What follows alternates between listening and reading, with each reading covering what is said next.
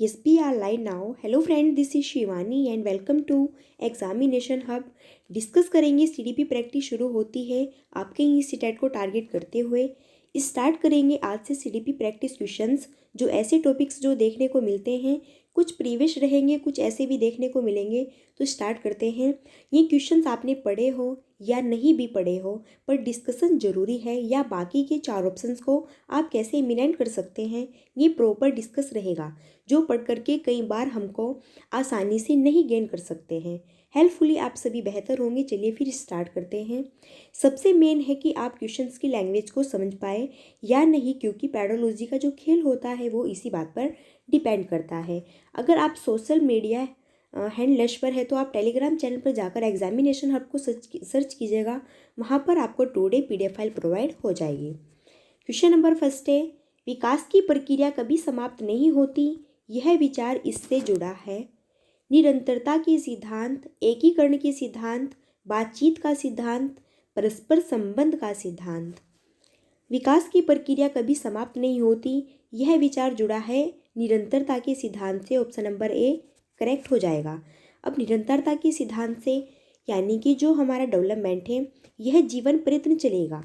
जब तक आप है तब तक चलेगा। जब से आप वॉर्म हुए हैं कंसेप्शंस के पीरियड से, जब से आपकी मदर ने आपको कंसीव किया होगा, यानी कि जब से आप गर्भावस्था से शुरू हो गए हो, है ना, तब से कंसेप्शन के टाइम में और वॉर्म टू वॉर्म जाएगा, यानी कि गर्भ से गर्भ तक जाएगा। ये सिंपल सी बात है जो हमें पता होनी चाहिए। बस आपके माइंड में कंसेप्ट क्लियर होना चाहिए, ओके। और ये कोई बड़ी बात नहीं है कि आप 25 नंबर न ला पाए एक सीरीज से, ये छोटी सी बात हुई। चलिए फिर आगे बढ़ते हैं नेक्स्ट क्वेश्चन पर। प्रेरणा सीखने की प्रक्रिया में शिक्षार्थी एक दिशा में सोचते हैं, छोटे बच्चे के बीच सीखने के लिए रुचि पैदा करता है, शिक्षार्थियों की स्मृति को तेज करता है, नए अधिगम से पुराने अधिगम को अलग करता है। प्रेरणा सीखने की प्रक्रिया में ऑब्जर्वली, यहाँ पे करेक्ट आंसर हो जाएगा छोटे बच्चे के बीच सीखने के लिए रुचि पैदा करता है। ऑप्शन नंबर बी करेक्ट हो जाएगा, क्योंकि छोटे बच्चों के बीच सीखने की जो रुचि पैदा होती है ना, वो BF स्किनर कहते हैं कि जो मोटिवेशन है, मोटिवेशन इज यानी कि अगर बात करते हैं यहाँ पर NH की, NH यानी कि नेशनल हाईवे, यानी कि राष्ट्रीय राजमार्ग है। वहाँ जो आपकी गाड़ी है वो बहुत तेज़ी से आप उसको भगा सकते हैं, क्योंकि कैसे, क्योंकि जो आपका राष्ट्रीय राजमार्ग है बहुत ही क्या है, सुपरवाइज़र है, बिल्कुल नेशनल हाईवे है यार वो तो, है ना। आप उस पर अपनी गाड़ी को बहुत फास्ट तरीके से भगा सकते हैं, है ना। आपकी जो मोटिवेशन आपके अंदर है, तो जैसे आपकी गाड़ी नेशनल हाईवे पर बहुत तेज़ भागती है, उसी तरीके से अगर आप मोटिवेटेड है तो आप भी लर्निंग की कड़ी बहुत तेज़ भागेगी, तो आपकी सीखने की जो गति होगी वो भी बहुत तेज़ भागेगी। इसलिए छोटे बच्चे के बीच सीखने के लिए रुचि पैदा करता है क्या, मोटिवेटेड, है ना, यानी कि आप बहुत तेज़ सीख पाएंगे, है ना। मोटिवेशन वो प्रक्रिया है जिसके थ्रू आप अपने काम को शुरू करने और उसको जारी रखने तक क्या करती है, हमारी हेल्प करती है, हमारी मदद करती है। और मोटिवेशन के 2 प्रकार होते हैं जो कि इम्पोर्टेंट है, एक है आंतरिक और एक है बाहरी अभिप्रेरणा। आंतरिक क्या होता है, आंतरिक पॉजिटिव मानी जाती है, जो खुद में होती है, जो हमारे अंदर हमारे ऊपर डिपेंड करती है। और बाहरी अभिप्रेरणा को निगेटिव भी कह देते हैं हम, जो कि बाहर के कामों में निर्भर रहती है ना। ये छोटी सी बात थी, आगे बढ़ते हैं। आई होप यू कि आपके क्वेश्चन समझ में आ गया होगा। नेक्स्ट है, बच्चों के बौद्धिक विकास के 4 अलग अलग चरणों की पहचान निम्न द्वारा की जाती है। प्याजे, वाइगोत्स्की, कोहलबर्ग या फिर स्किनर। बच्चों के बौद्धिक विकास के 4 अलग अलग चरणों की पहचान निम्न में से किसके द्वारा की जाती है। सो भैया यहाँ पर करेक्ट हो जाएगा ऑप्शन नंबर ए प्याजे। बच्चों के बौद्धिक विकास के 4 अलग अलग चरण बताए हैं प्याजे ने, है ना। प्याजे ने बताए हैं SPCF, ये 4 स्टेज बताए हैं। एस का मतलब सेंसी मोटर, पी का मतलब pre operational, C concrete operational, F formal operation. अगर हम बात करें तो यानी कि इंटेलेक्शन, यानी आपके टैलेंट का, आपकी बुद्धि का, आपकी संज्ञान का, जिसमें आपकी सारी संज्ञानात्मक प्रक्रियाएं हैं, आपकी मेंटल स्किल्स है। ओके, सो इसलिए यहाँ इसका आंसर होने वाला है ऑप्शन नंबर ए, प्याजे करेक्ट हो जाएगा। चलिए फिर आगे बढ़ते हैं। वह चरण जिसमें कोई बच्चा तार्किक रूप से वस्तुओं और घटनाओं के बारे में सोचना शुरू करता है वह है पूर्व संचालन धारण, मूर्त परिचालन अवस्था, या फिर शेषावस्था, या फिर औपचारिक परिचालन धारण। वह चरण जिसमें कोई बच्चा तार्किक रूप से वस्तुओं और घटनाओं के बारे में सोचना शुरू करता है, कौन सी स्टेज होगी? करेक्ट आंसर हो जाएगा ऑप्शन नंबर बी, मूर्त परिचालन अवस्था 7 से 12 ईयर के 20 तक की, है ना। अब देखो, कंक्रीट ऑपरेशनल में तर्क आ जाएगा, है ना। जब बच्चे क्या करते हैं, बच्चे यहाँ मूर्त चीज़ों को लेकर के, मूर्त क्या है, अब यहाँ पर बात हुई है भैया मूर्त की, तो मूर्त का मीन्स होता है, मूर्त का मतलब होता है कि आप टच फील कर सकते हैं अपने आप को, है ना, देख सकते हैं, चाहे वह इवेंट हो या फिर कोई घटना घटी हो, है ना, मतलब चीज़ों को देखकर वो लॉजिक लगाने लग जाएगा। मूर्त का मतलब क्या होता है, जिसे आप टच कर सकते हैं, छू सकते हैं, देख सकते हैं, है ना, उसको इवेंट कर सकते हैं, है ना, जैसे कोई भी घटना हमारे सामने घटी है, वो हमने देखा है, उसको फील किया है, टच किया है ना, फिर हमने उस पर अपना तर्क लगाया है। मतलब आप चीज़ों को देखकर भी अपने लॉजिक को लगा सकते हैं, उसको ही हम मूर्त कहते हैं।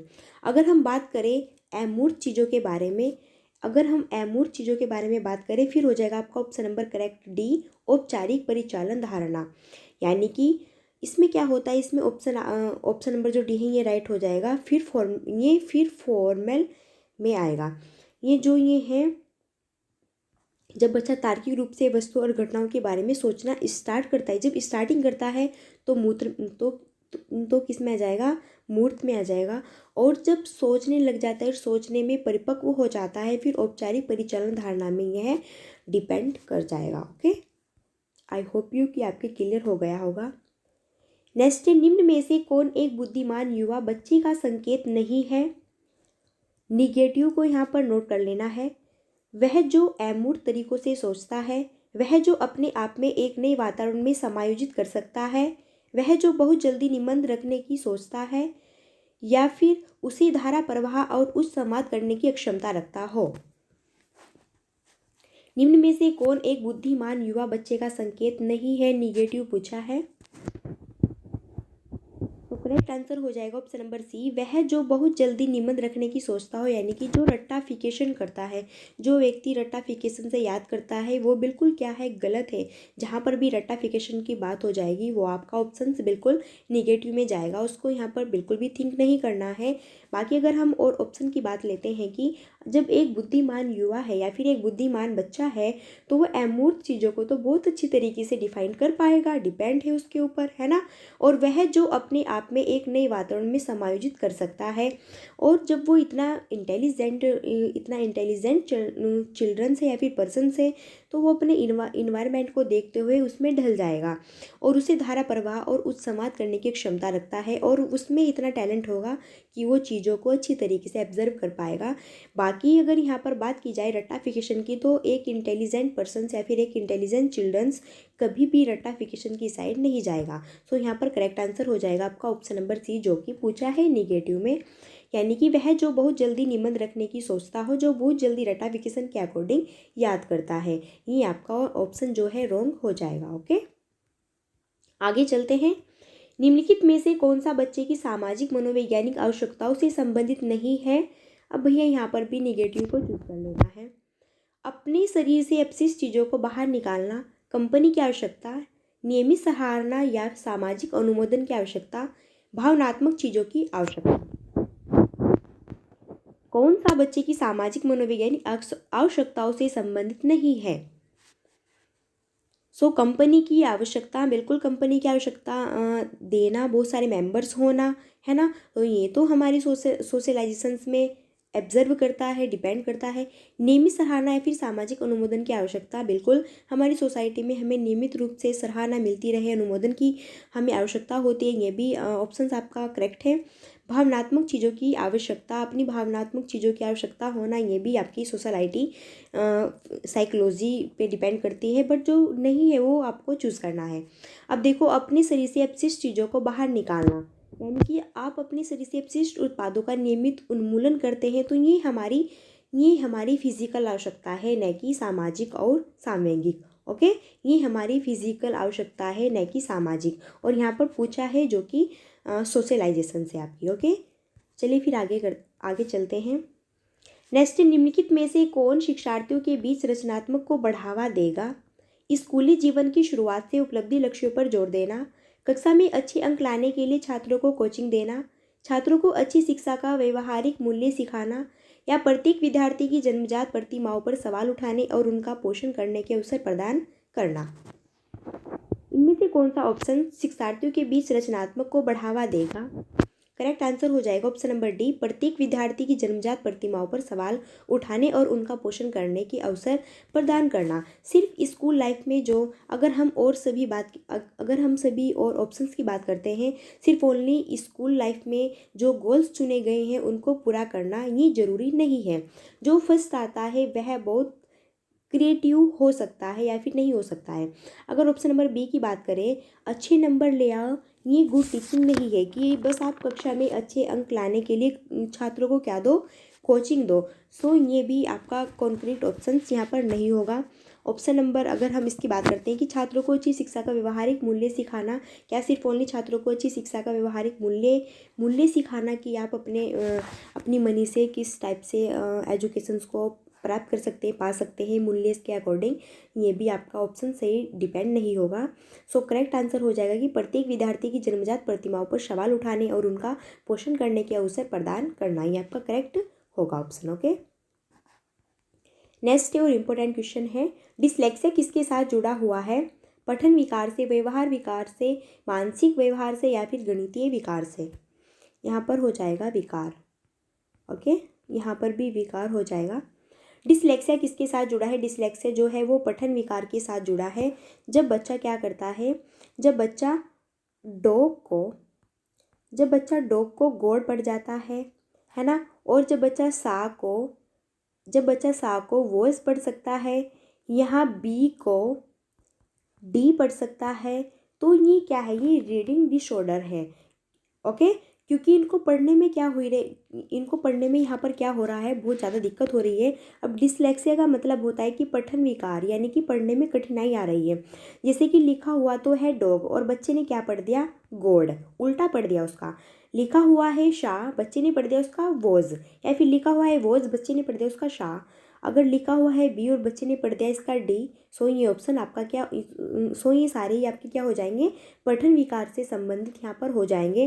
कि लिखा हुआ है तो डॉग और बच्चा पढ़ रहा है गोड, सो उसको पढ़ने में क्या है, यहाँ पर बहुत ज़्यादा डिफ़िकल्टीज़ यहाँ पर उसको हो रही है, पढ़ने में उसको बहुत दिक्कत हो रही है। तो डिसलेक्सिया जो है वो आपका निर्भर करता है पठन विकार से। अगर बात करते हैं गणितीय विकार, तो ये डिसकैलकुलिया होता है डिसकैलकुलिया, जो कि गणित पर डिपेंड करता है। गणित में हम क्या करते हैं, कैलकुलेशन करते हैं, तो ये कैलकुलेशंस जो है ये डिसकैलकुलिया होता है। ओके, अगर बोलने से संबंधित बात की जाए तो वो डिस्फेजिया हो जाएगा। ओके, नेक्स्ट चलते हैं। शिक्षा के क्षेत्र में पाठ्यचर्या से तात्पर्य है मूल्यांकन प्रक्रिया, कक्षा में उपयोग की जाने वाली पाठ्य सामग्री, शिक्षण के तरीके और सिखाई जाने वाली सामग्री, स्कूल का कल मिलाकर कार्यक्रम जो छात्रों को एक दिन के आधार पर अनुभव होता है। तो शिक्षा के क्षेत्र में पाठ्यचर्या से तात्पर्य है, करेक्ट आंसर हो जाएगा ऑप्शन नंबर डी। अब देखो, यहाँ पर बात हुई है पाठ्यचर्या की। पाठ्यचर्या का मतलब होता है कैरिकुलम में आपकी हर एक एक्टिविटीज़ स्कूल में क्या करते हैं, पैर रखने से लेकर जितनी भी एक्टिविटी प्लान्स आपने की है या हो रही है, आपकी प्रेयर से लेकर आपके बास्केटबॉल तक, खेलने तक, सब कुछ क्या है, कैरिकुलम का हिस्सा है। ओके, जैसा आपके सिलेबस कैरिकुलम का हिस्सा है, टाइम टेबल भी कैरिकुलम का हिस्सा है, हर चीज़ कैरिकुलम का हिस्सा है। ये सब ओवरऑल प्लान्स जो भी है सब कैरिकुलम का हिस्सा है, यानी कि पाठ्यचर्या का हिस्सा है। स्कूल का जो भी मिलाकर कार्यक्रम होता है, जो छात्रों को एक दिन के आधार पर एक्सपीरियंस होता है ना, स्कूल का जितना भी काम वर्क होता है, जितना भी यहाँ पर आपका वो चाहे सिलेबस के अकॉर्डिंग हो, आपका टाइम टेबल कि आपका टाइम टेबल स्कूल का कितना है, या फिर आपको सिलेबस किस किस टाइम पर किस किस हॉर्स के अकॉर्डिंग पढ़ना है, आपकी जो भी सारी प्लानिंग्स है एक डे की आपकी स्कूल्स की, वो आपकी एक्सपीरियंस पर डिपेंड करता है, आपकी पाठ्यचर्या पर डिपेंड करता है। क्लियर है। नेक्स्ट चलते हैं फिर। बच्चे सक्रिय रूप से अपनी समझ का निर्माण करते हैं, यह है, 2 बार रिपीट हो चुका है। ओके, बच्चे सक्रिय रूप से अपनी समझ का निर्माण करते हैं, यह कथन है प्याजे का, वाइगोत्स्की का, कोहलबर्ग का, या फिर इनमें से कोई नहीं। बच्चे सक्रिय रूप से अपनी समझ का निर्माण करते हैं, करेक्ट हो जाएगा ऑप्शन नंबर ए। प्याजे सबसे ज़्यादा फेमस रहते हैं, जहाँ पर भी बच्चे एक्टिविटीज़ के रूप में खुद से अपनी अकॉर्डिंग अपनी इच्छाओं को यहाँ पर जागृत करते हैं, अपना वर्क करते हैं, एक्टिविटी में भाग लेते हैं, वहाँ पर करेक्ट आंसर वहाँ पर ज़्यादातर फेमस रहते हैं आपके प्याजे जी, है ना। प्याजे जी ने बताया है कि प्याजे कहते हैं कि बच्चा एक्टिविटी कंस्ट्रक्शन करता है, ज्ञान का सृजन करता है, सक्रिय निर्माण का ज्ञान करता है। ओके, नेक्स्ट चलते हैं। ब्लैंक सोच में एक समस्या के रूप में एक बच्चा सोल्वर बयानों की सच्चाई या संभावना का मूल्यांकन करता है, रचनात्मक, सौंदर्य बोध, अमूर्त, या फिर तार्किक। सोच में एक समस्या के रूप में एक बच्चा सोल्वर बयानों की सच्चाई या संभावना का मूल्यांकन करता है, करेक्ट आंसर हो जाएगा ऑप्शन नंबर डी, तार्किक रूप से।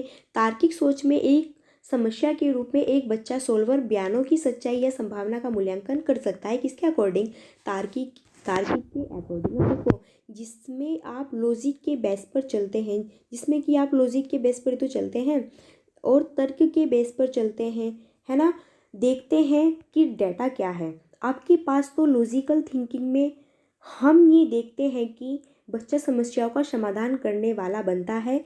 ये बेसिक सी बात है ना, आपको पता होनी चाहिए कि जब बच्चा क्या करेगा, खुद की समस्याओं का समाधान करता है, तो वो चीज़ों को सोचता है, समझता है कि हाँ मैं अपनी प्रॉब्लम्स को कैसे सॉल्व कर सकता हूँ। वो तर्क लगा वो यार क्या करता है, वो तर्क लगाता है, फिर तर्क के अकॉर्डिंग अपनी समस्याओं को क्या करता है, हल करता है ना, अपनी समस्याओं से निपटता है।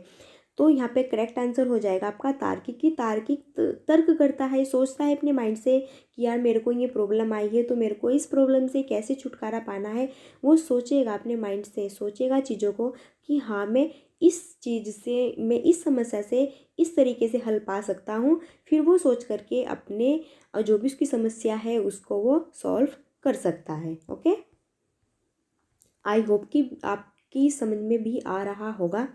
नेक्स्ट, समावेशी शिक्षा के सिद्धांत पर आधारित है, सामाजिक संतुलन, समानता और समान अवसर, सामाजिक अस्तित्व और वैश्वीकरण, इनमें से कोई नहीं।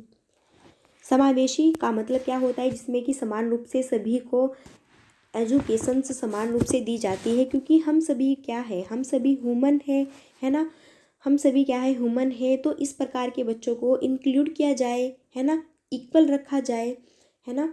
तो यहाँ पर करेक्ट आंसर हो जाएगा आपका ऑप्शन नंबर बी, समानता और समान अवसर। करेक्ट आंसर हो जाएगा ऑप्शन नंबर बी, समानता और समान अवसर, है ना, यानी कि सभी को समान अवसर मिले, है ना, हम सभी ह्यूमन ही है ना, ये साइकोलॉजी है। देखो, अगर आप बात करते हैं नेचुरल तरीके से, अगर नेचुरल तरीके से हम बात करते हैं, तो जैसा बारिश होती है तो बारिश सबके ऊपर सेम होती है, सभी स्थान पर सेम होती है। अगर आप अर्थ पर रहते हैं तो सभी अर्थ पर इक्वल रहते हैं, है ना, जो भी आप खाते हैं सब इक्वल खाते हैं, पीते इक्वल खाते हैं, आपका जो ब्लड से सब में इक्वल है। तो सब में समानता, समान का अवसर है। हम सभी ह्यूमन्स हैं, वो चाहे वो किसी भी कॉम से रिलेटेड हो, कुछ भी हो यहाँ पर, है ना। ओके, तो एजुकेशन में कभी भी आपकी ये चीज़ डिपेंड नहीं करती है कि वो किस कॉम से बिलीव कर रहा है या फिर वगैरह वगैरह है।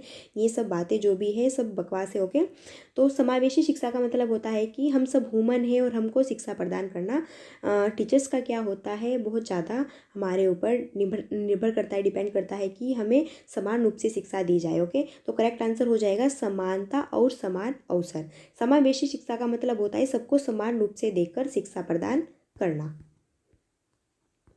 नेक्स्ट है क्वेश्चन, समाज पुरुष और महिलाओं की भूमिकाओं को निर्धारित करता है। यह कथन स्पष्ट करता है एक निहित निर्माण के रूप में लिंग, एक वंशागत बंदोबस्ती के रूप में, एक निर्माण सहज के रूप में लिंग, या फिर एक सामाजिक निर्माण के रूप में लिंग। समाज पुरुष और महिलाओं की भूमिकाओं को निर्धारित करता है, यह कथन स्पष्ट है। करेक्ट हो जाएगा आपका ऑप्शन नंबर डी, एक सामाजिक निर्माण के रूप में लिंग, है ना। अब देखो, अगर लिखा हुआ है सेक्स, अगर सेक्स लिखा हो तो आप कहेंगे बायोलॉजिकल संरचना है, यानी जैविक संरचना है ना। और अगर जेंडर लिखा हो तो समाज ने बनाया है, सामाजिक संरचना है। ये जो भूमिकाएं हैं कि महिलाएं अंदर काम करेगी और जो क्या होते हैं, जो आदमी होते हैं ये बाहर ऑफिस में काम करेंगे, है ना। सो ये सब किसने बनाई, ये सब आपने बनाई, ये सब आप पे डिपेंड करते हैं। क्या इसमें लिखा हुआ है क्या इसमें लिखा हुआ है कि महिलाएं जो है वो ऑफिस का वर्क नहीं कर सकते, या फिर जो पुरुष है वो झाड़ू, है ना, या फिर बर्तन वगैरह वो नहीं कर सकते, या फिर उनको मना किया गया है। तो ये सब आपकी सोसाइटी पर निर्भर करता है ना, ये आपके एजुकेटेड पर निर्भर नहीं करता, क्योंकि जेंडर के जो रूल्स हैं ये आपने निर्धारित किए हैं, और बाकी के जो भी रूल्स हैं ये सभी नेचुरली और सेक्सुअल्स रूल्स है। अगर हम सेक्सुअल रूल्स की बात की जाए तो बाय नेचुरल हम वैसे ही हैं। ओके, आई होप कि आपके क्लियर हो गया होगा। यहाँ पर बात हुई है कि समाज पुरुष और महिलाओं की भूमिकाओं को निर्धारित करता है, एक सामाजिक निर्माण के रूप में लिंग। नेक्स्ट राष्ट्रीय पाठ्यचर्या के रूप में सन 2005 से इसकी समझ प्राप्त होती है। मानवतावाद, व्यवहारवाद, निर्माणवाद, संज्ञानात्मक सिद्धांत। राष्ट्रीय पाठ्यचर्या के रूप में सन 2005 से इसकी समझ प्राप्त होती है निर्माणवाद में। ऑप्शन नंबर सी आपका करेक्ट हो जाएगा। निर्माणवाद कह सकते हैं, या फिर आप इसको रचनावाद भी कह सकते हैं। बच्चा जब एक्टिविटी करके सीखता है ना, जब बच्चा क्या करके सीखता है, एक्टिविटी करके सीखता है, अंडरस्टैंड करके सीखता है, उसको हम निर्माणवाद या फिर रचनावाद क्या करता है, वो नई नई चीज़ों को खोजता है, सीखता है ना, उसमें अपनी एक्टिविटी लगाता है, करता है, देखता है ना, सभी एक्टिविटी अपनी ऑल राउंडर से करता है, तो उसको हम निर्माणवाद या फिर रचनावाद के नाम से जानते हैं। क्लियर है। नेक्स्ट, अब सारी सोच के पैटर्न बच्चों की पहचान करते हैं, जो है अक्षम, डिसलेक्सिक, रचनात्मक या फिर लचीला। अब सारी सोच के पैटर्न बच्चों की पहचान करते हैं। अब सारी सोच है, यहाँ पर बात हुई है फ्रेंड्स अपसारी की। अगर बात करते हैं अपसारी सोच की, अपसारी का मतलब होता है कि आप चारों राउंडर ऐसे सोच सकते हैं, आप चारों तरीके से सोच सकते हैं। एक क्वेश्चन दिया है आपको, एक क्वेश्चन आपको दिया है कि 10 आप कैसे कैसे बना सकते हैं, तो आप बता सकते हैं 5 + 5 10 हो सकता है भैया, है ना। 8 + 2 भी 10 हो सकता है, 7 + 3 भी 10 हो सकता है यार, है ना। 6 + 4 भी 10 हो सकता है ना। और अगर यहाँ पर बात करते हैं कि 4 + 6 भी 10 हो सकता है। आप इस बाई क्वेश्चंस को अपने अकॉर्डिंग बता सकते हैं यार, कि हम 10 को किस किस तरीके से हम यहाँ पर डिपेंड कर सकते हैं। ओके, तो अपसारी का मतलब होता है कि आप चारों तरफ से अपने माइंड्स के थ्रू सोच सकते हैं, आप चारों दिशाओं से सोच सकते हैं। सिंपल सी बात है, अपसारी सोच का मतलब है कि आप चारों दिशाओं से सोच सकते हैं। अब इसके आंसर की बात की जाए तो यहाँ पर हो जाएगा रचनात्मक, यानी कि आप चारों दिशाओं से सोच सकते हैं। ये आपकी आइडेंटिफाइड चिल्ड्रंस होते हैं जो चारों दिशाओं से सोचते हैं। Out of the box thinking, lateral of thinking, ये सभी आपकी रचनात्मक पर निर्भर करती है कि आप, जैसे मैंने भी पूछा है आपको कि 20 आपको 20 है तो आप 20 कैसे कैसे लिख सकते हैं, तो आप 20 को कैसे कैसे लिख सकते हैं कि भैया हम 10 + 10 भी हमारे 20 हुए, है ना। या फिर भैया आप ऐसे कह सकते हैं कि 18 + 2 हमारे क्या हुए, इक्वल 20 हुए, है ना। या फिर हमारे 15 + 5 कितने हुए, 20 हुए। तो आप इस 20 को बहुत प्रकार से, बहुत दिशाओं से सोचकर, बहुत पैटर्न लगाकर इसमें आप इनकी पहचान करा सकते हैं। क्लियर है। अब नेक्स्ट है, निम्नलिखित में से कौन सा पूर्ववर्ती विचार की सीमा नहीं है। अपलटावी, एकाग्र होने की प्रवृत्ति, प्रतीकात्मक विचार का विकास, या फिर अहम केंद्रित। अब भैया यहाँ पर पूछा है निगेटिव जो नहीं है, निम्नलिखित में से कौन सा पूर्ववर्ती विचार की सीमा नहीं है? करेक्ट आंसर हो जाएगा प्रतीकात्मक विचार का विकास। प्रतीकात्मक विचार का जो विकास है यानी कि 2 से 6 ईयर तक की रुकावट नहीं है। यानी कि प्रतीकात्मक विचार का मीन्स होता है कि सिंबॉलिक थॉट्स आता है और ये एक अच्छी चीज़ है, संज्ञानात्मक विकास के लिए भी लिमिटेड नहीं है। ओके, अब बात करते हैं नेक्स्ट क्वेश्चन की। विचार न केवल भाषा को आधारित करता है बल्कि इसके पूर्व भी है जिसको आगे रखा गया था। जीन प्याजे, कोहलबर्ग, वाइगोत्स्की और स्किनर। अब बात हुई विचार की और भाषा की, है ना। विचार न केवल भाषा को ही आधारित करता है, जो हमारे विचार है, हमारी थिंकिंग है, वो केवल हमारी लैंग्वेज को ही आधारित नहीं करता है। विचार हमारी भाषा पर ही डिपेंड नहीं होता है बल्कि इसके पूर्व भी है जिसको ये आगे रखता है। सो करेक्ट आंसर हो जाएगा आपका जीन प्याजे सबसे ज़्यादा फेमस रहता है। अगर बात होती है कहीं पर भी थॉट्स की, विचारों की, एक्टिविटीज़ की, सक्रियता की, वहाँ पर आपके जीन प्याजे सबसे ज़्यादा इंपॉर्टेंट रहते हैं। संज्ञानात्मक विकास जीन प्याजे ने दिया है ना, इम्पोर्टेंट है बहुत ज़्यादा। प्याजे ने कहा है कि पहले भाषा आएगी और फिर विचार आएंगे। ओके, पहले क्या आएगी? भाषा आएगी और फिर विचार आएंगे। अगर बात करते हैं वाइगोत्स्की की, सो भैया वाइगोत्स्की ने कहा है पहले विचार आएंगे फिर भाषा आएंगे, इसका बिल्कुल डिपॉजिट कर देंगे हम। ओके, आगे देखते हैं फिर नेक्स्ट क्वेश्चन। एक बच्चे को मचान देने की मात्रा एवं प्रकार में परिवर्तन इस बात पर निर्भर करता है अध्यापिका की मनोदशा, कार्य के लिए प्रस्तावित पुरस्कार, बच्चे के निष्पादन का स्तर या फिर बच्चे की नैसर्गिक योग्यताएं। एक बच्चे को मचान देने की मात्रा एवं प्रकार में परिवर्तन इस बात पर डिपेंड करता है। करेक्ट आंसर हो जाएगा बच्चे के निष्पादन का स्तर। ऑप्शन नंबर सी करेक्ट हो जाएगा, यानी बच्चे के लेवल के अनुसार देंगे। अब देखो, अब अगर बच्चा क्या है, पढ़ने में थोड़ा वीक है ना, बाय वे आप जैसा बच्चा पढ़ने में वीक है तो बाय वे आप उसको होमवर्क जो देते हैं उस बच्चे के अकॉर्डिंग देंगे, है ना। बाय वे मानते हैं कोई बच्चा है बहुत ज़्यादा इंटेलिजेंट है तो आप उसको उसके अकॉर्डिंग ही होमवर्क देंगे, आप उसको उसके अकॉर्डिंग होमवर्क देंगे, है ना। तो यहाँ पर बच्चे के ऊपर डिपेंड करता है कि वो किस लेवल का बच्चा है, तो हम उस लेवल के बच्चे के स्तर तक ही हम उसको होमवर्क हो या फिर स्कूल वर्क हो, कॉलेज वर्क हो, जो भी है आप उसको उसके डिपेंड के अकॉर्डिंग ही वर्क को देंगे। तो बच्चे के निष्पादन का स्तर का मतलब होता है कि बच्चे के लेवल को देखकर ही आप उसको सिखाएंगे। ओके, नेक्स्ट, जब बच्चे अपने अनुभव के अनुसार प्राप्त जानकारी को व्याख्या करने के लिए सोचते हैं तो उसे कहा जाता है मूर्त सोच, विमर्शी सोच, अमूर्त चिंतन या फिर रचनात्मक सोच। जब बच्चे अपने अनुभव के अनुसार प्राप्त जानकारी को व्याख्या करने के लिए सोचते हैं तो उसे कहा जाता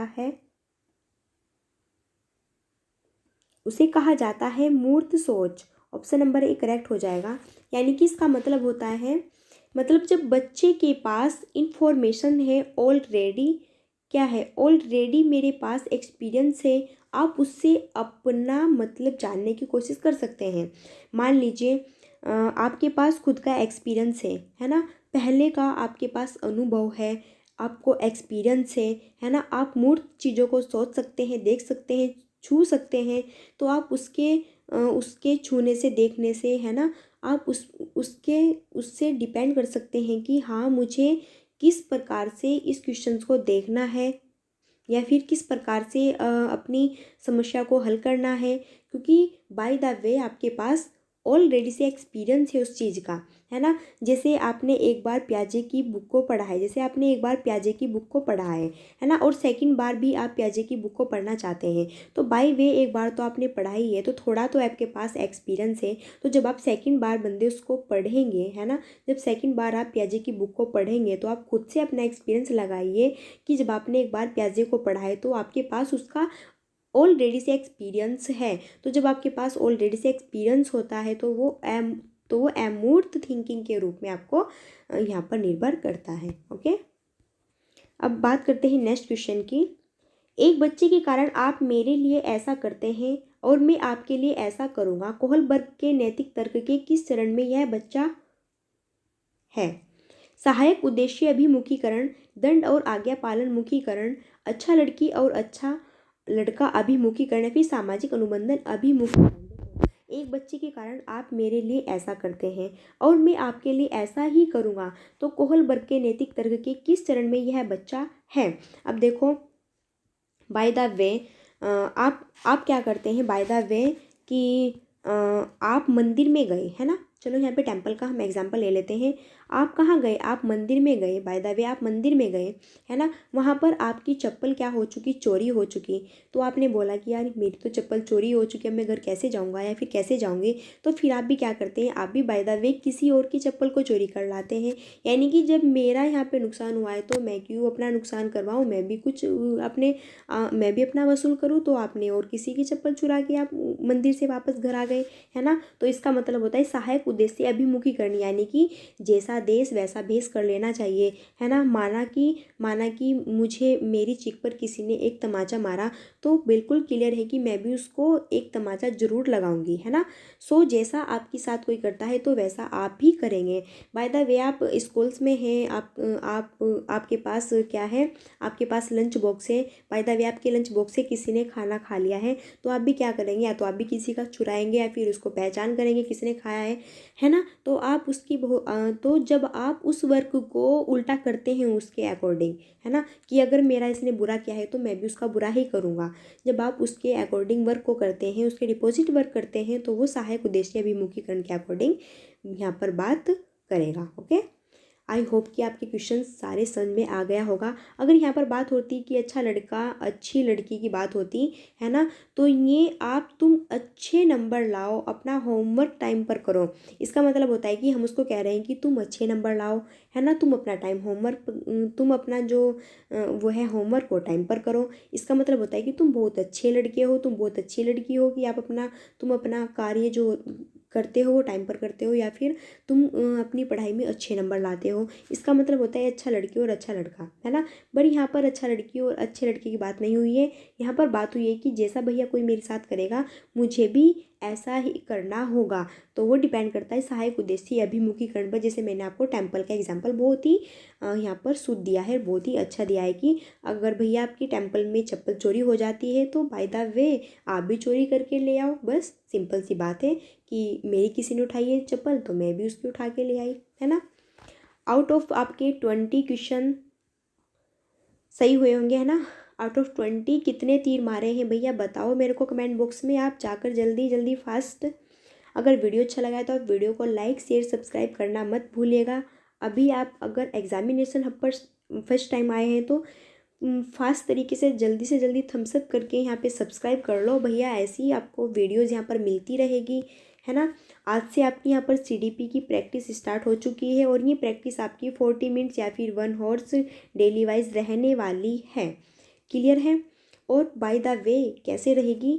आपको बिल्कुल फुल 20 क्वेश्चंस हो या फिर 25 क्वेश्चंस हो, बस मैक्सिमम इतने क्वेश्चंस रहेंगे। बाय द वे फुल एक्सप्लेशंस में होगा, फुल डिस्कशन में होगा।